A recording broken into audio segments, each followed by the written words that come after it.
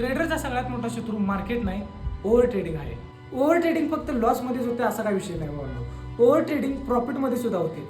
तुम्हाला भावनो माझी स्टोरी सांगतो म्हणजे समजेल ओव्हर ट्रेडिंग कसे होते, काय असतं, का बरं करू नये ओव्हर ट्रेडिंग. तर सुरुवातीला भावनो जेव्हा मी इक्विटीमध्ये ट्रेड करत होतो, म्हणजे मी 100-200 रुपयाचं टार्गेट ठेवायचं. एकदा भावनो मला 220 रुपयाचा प्रॉफिट झाला होता आणि मला 300 रुपयाचे म्हणजे 300 रुपये मला प्रॉफिट काढायचं होतं. मग मी काय केलो, छोटे छोटे मी ट्रेड्स घेत गेलो, म्हणजे 4 ते 5 मी ट्रेड्स घेतल्या.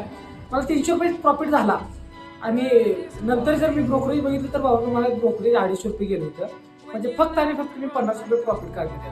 ओव्हर ट्रेडिंग केल्यावर काय होतं भावनो, जास्ती तर आपलं ब्रोकरेज जातं आणि प्रॉफिट काहीच राहत नाही.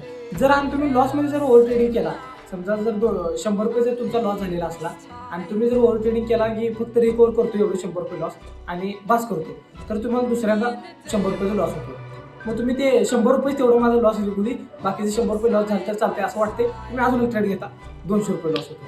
मग टोटल तुमचा लॉस 400 रुपये राहतो. आणि पुन्हा तुम्ही शेवटचं एकदा लास्टच एकदा प्रयत्न करून बघतो. आपलं आहे तेवढं आत्ताच गेल्याला 200 काढतो, 200 रुपये लॉस एक्सेप्ट करून बंद करणार ट्रेडिंग असं वाटतं तुम्हाला आणि अजून एकदा 400 लॉस होतो. म्हणजे तुमचा ओव्हरऑल लॉस 800 आणि ब्रोकरेज इकडे तिकडे धरून म्हणजे तुमचा 1000-1500 पर्यंत भावना तुमचा लॉस झाला. तर त्यामुळे भावना आपला ओव्हर ट्रेडिंग हा सगळ्यात मोठा शत्रू आहे. म्हणून ट्रेडिंगसाठी संयम हीच खरी पॉवर आहे. And you taught me how